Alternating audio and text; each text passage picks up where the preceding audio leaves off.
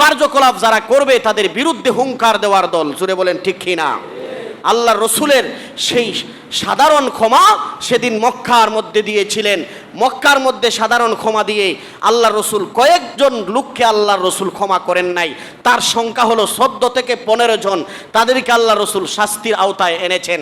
এখনো যারা স্বাভাবিক অন্যায় করেছে বলবো তাদেরকে ক্ষমা করে দেন, তারা কঠিনতর কঠিন অন্যায় করেছে তাদেরকে ক্ষমা করে যাবে না। জুড়ে বলেন ঠিক কিনা? আল্লাহ রসুলও সেই দিন তাদেরকে কিছু সংখ্যক লোককে ক্ষমা করে নাই, আমরাও তাদেরকে ক্ষমা করতে চাই না।